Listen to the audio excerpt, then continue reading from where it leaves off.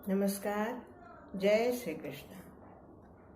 सत्यम परम धीमहि।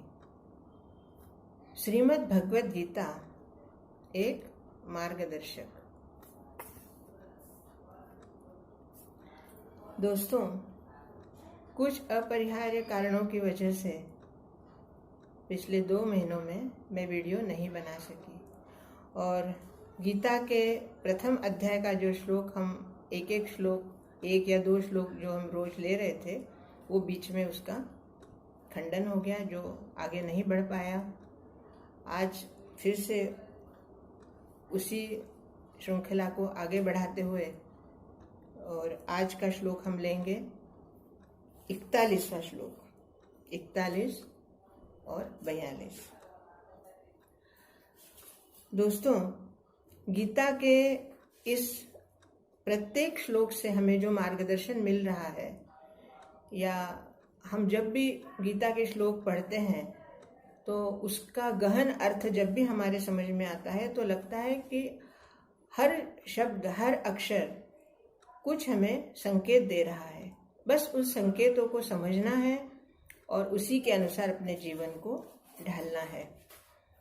गीता मार्गदर्शक है और इस मार्गदर्शन से हमारे जीवन में जो भी अड़चनें आती है, उस मुसीबतों को, उस अड़चनों को, उन समस्याओं को हमें समाधान मिलता है।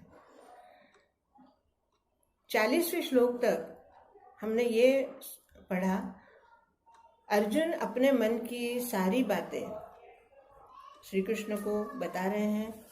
उनके मन की दुविधा और उनके मन में जो भी विचार आ रहे हैं कि युद्ध करना चाहिए या नहीं करना चाहिए, ये युद्ध कितना आवश्यक है, युद्ध के क्या लाभ हैं, युद्ध ना करने से क्या लाभ है, इस तरह से अनेक विचार अर्जुन के मन में घूम रहे हैं और उन्हीं विचारों को वो श्री कृष्ण को बता रहे हैं।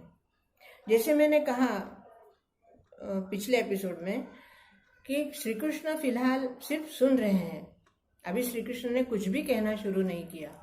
अर्जुन के मन की बात सुन रहे हैं और समझ रहे हैं। अर्जुन जो कहना चाह रहे हैं, श्री कृष्ण ने उन्हें पूरी तरह अनुमति दे रखी है, या यूं कहिए कि उनके मानसिक आज्ञा से अर्जुन सारी बातें कह रहे हैं।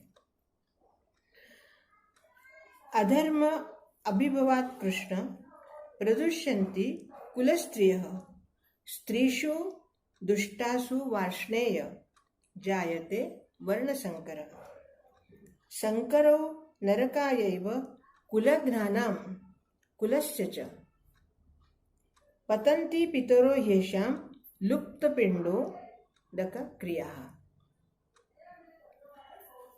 अब देखिए, अर्जुन की जो मानसिक स्थिति है वो इस तरह विचलित हो चुकी है कि अर्जुन अपने मन की बात कृष्ण को बताते बताते अपने विचारों में कितने आगे निकल गए।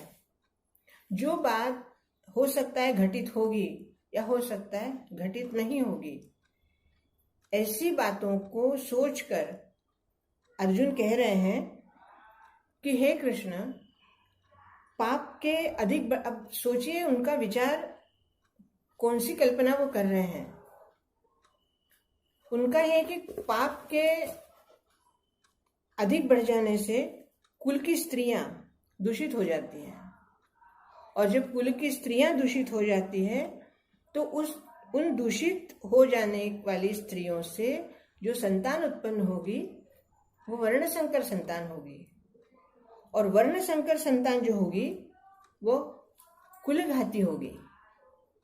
कुलघाती संतान कुल को नरक में ले जाएगी, और लुप्त हुए पिंड, उन पिंडों को किसी भी तरह से स्वर्ग की प्राप्ति ना होते हुए उन्हें अधोगति प्राप्त होगी। अब ये जो विचार हैं, ये अर्जुन के विचार, जो कि अभी युद्ध हुआ ही नहीं है, अभी युद्ध को शुरुआत भी नहीं हुई है, और अर्जुन के मन में ये विचार आने लगे कि ऐसा ऐसा होगा और स्त्रियां ऐसी दूषित हो जाएंगी और इस तरह से वर्ण संकरता पैदा होगी, वर्ण संकर संतान पैदा होगी और उस संतान से कुलघात और उनका पतन, अधोगति।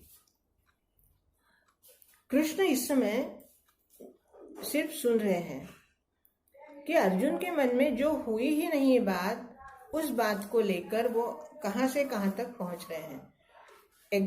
ठीक ऐसे ही हमारे साथ होता है। कई बार, जैसे मैंने पहले भी कहा कि मैं इन जो पात्रों को अपने शरीर में एक एक पिछली बार भी मैंने बताया था कि हमारे शरीर में ही, हमारे जीवन में ही कौन कौन है। जैसे अर्जुन को मैंने मन कहा था, हमारा मन, आत्मा हमारा कौन है? कृष्ण है। तो हमारे साथ ऐसा कई बार होता है कि किसी वस्तु की, किसी घटना की हमने सिर्फ कल्पना की है कि ऐसा होगा, और उस घटना को कल्पना में बनाते हुए हम इतने दूर तक निकल जाते हैं कि उस दूर तक जो हमने कल्पना की, दूर का जो हमने दृश्य तैयार किया है, मानसिक दृश्य, उस दृश्य को देखकर हम डर जाते हैं कि अगर ऐसा किया तो ऐसा होगा, ऐसे किया तो ऐसा होगा। या किसी के साथ मान लो झगड़ा हो रहा है, किसी के साथ हमारी बातचीत कुछ कटु है, तो हम उसको कल्पना में आगे आगे आगे बढ़ाते बढ़ाते इतना ले जाते हैं कि पता नहीं सामने वाला ये कर लेगा, शायद वो कर लेगा, फिर ऐसा होगा। मतलब हो सकता है ऐसा ना भी हो, ऐसा ना भी हो, लेकिन हमारे मन ने उस कल्पना को वहां तक पहुंचा दिया। जैसे किसी के साथ अगर आपकी कटु वार्ता हो रही है तो आप उस बात को इतना आगे बढ़ाते ले जाते, वो व्यक्ति हो सकता है कहीं मुझे मार ना दे, हो सकता है वो मेरे साथ कुछ इतनी बड़ी शत्रुता ना करे, या पता नहीं क्या करेगा, इतनी शत्रुता करेगा कि हो सकता है मेरा बहुत ज्यादा नुकसान होगा, या मैं इतना ज्यादा बिखर जाऊंगा कि मैं कभी खड़ा भी नहीं रह पाऊंगा। और ऐसे कल्पना करके वो व्यक्ति और भी ज्यादा घबरा जाता है। तो ये हमारी जो मानसिक स्थिति होती है वो क्यों होती है? क्योंकि हमारा कहीं ना कहीं हमारे परमात्मा से हमारा दूरत्व हो जाता है। अर्थात हमारे आत्मा और हमारा मन, इसमें जब दूरी आ जाती है, दूरी आने की वजह से हम आत्मा के संपर्क से दूर होने लगते हैं, और उसकी जो सकारात्मक और सात्विक जो रेज होती है, सात्विक जो प्रभावण होता है, सात्विक आभा होती है, वो हमारे मन से दूर होने लगती है और हम घबराने लगते हैं। तो यहाँ पे कृष्ण के अर्जुन के साथ यही हो रहा है कि अर्जुन, कृष्ण सामने खड़े हैं, उनके बिल्कुल साथ में हैं, लेकिन फिर भी वो कल्पना में कृष्ण से दूर चले गए, और दूर जाने की वजह से उनके दिमाग में ये ऐसी ऐसी बातें आने लगी। और कृष्ण अभी सिर्फ सुन रहे हैं कि अर्जुन आगे और कहां तक बढ़ सकता है, कल्पना में कितना दूर जा सकता है। एग्जैक्टली ठीक हमारे साथ भी ऐसा ही होता है। अगर कोई बुरी कल्पना है, या बुरे विचार हैं, या अशुभ विचार हैं, या ऐसी कोई घटना हमारे जीवन में घट रही है जो हम नहीं चाहते, और उस घटना को हम मल्टीपल करके, उस घटना को हम आगे आगे बढ़ाते हुए बहुत दूर तक ले जाते हैं,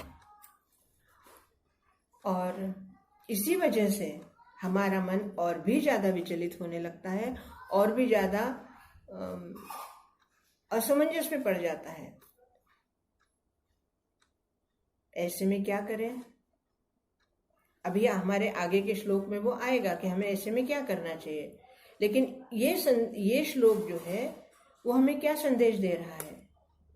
इस श्लोक से हमें यही संदेश मिलता है कि अगर आपके जीवन में इस तरह से कोई घटना घट रही है, या कोई दुखद व्यक्ति, या कोई ऐसा व्यक्ति जो आपके जीवन में दुख निर्माण कर रहा है, तो उस दुख को आप और ज्यादा मल्टीपल ना करें, उस दुख को और ज्यादा गुणा करके आप बढ़ाए नहीं। उस दुख को आप थोड़ा समझदारी से लें। हो सकता है ऐसा ना भी हो, तो ऐसे में अपनी आत्मा से, अपने परमात्मा से आप और भी ज़्यादा निकट आइए। परमात्मा का नामस्मरण आपको इस दुविधा से अवश्य निकालेगा, क्योंकि नाम में जो शक्ति होती है वो शक्ति अनुभव के बगैर नहीं मिल सकती, शब्दों में आपको नहीं बता सकती। अगर आपको उस शक्ति का अनुभव लेना है तो आप नामस्मरण करिए। जो भी आपकी समस्या होगी उस समस्या को मल्टीपल करके या उस समस्या को और बढ़ा चढ़ाकर अपनी कल्पना में ना लाते हुए भगवान का नामस्मरण कीजिए। उससे आपको शक्ति मिलेगी और समस्या का समाधान भी मिलेगा। जब जब आप अपने परमात्मा से अर्थात आपका मन आपके आत्मा से दूर होते जाएगा, वैसे वैसे आप आत्मा के आभा से दूर होते जाएंगे और आपको संकट ज़्यादा बड़ा दिखने लगेगा। और जितना आप भगवान के, अपने आत्मा के करीब होते जाएंगे, निकट होते जाएंगे, उतना ही आपको समस्या छोटी नजर आएगी। और हो सकता है एक बार ऐसा हो जो समस्या आपको बिल्कुल भी लगे कि अरे कुछ है ही नहीं। जिस समस्या को हम बहुत बड़ा मान रहे थे वो समस्या कुछ भी नहीं है, बहुत छोटी सी है। तो दोस्तों, गीता का प्रत्येक श्लोक हमें एक संदेश देता है और उस संदेश को हमें समझना है और उसी के अनुसार आगे बढ़ना है। आज के लिए इतना ही। इस चैनल के हिसाब से, इस चैनल के माध्यम से जो भी मैं गीता के बारे में बता रही हूँ, अगर आपको इसके बारे में कोई प्रश्न हो या इसके बारे में आपके कोई विचार हो, आपके कोई सुझाव हो, तो आप अवश्य कमेंट्स में लिखिए और मेरे इस चैनल को सब्सक्राइब कीजिए, लाइक कीजिए और शेयर कीजिए। बहुत बहुत धन्यवाद। जय श्री कृष्ण।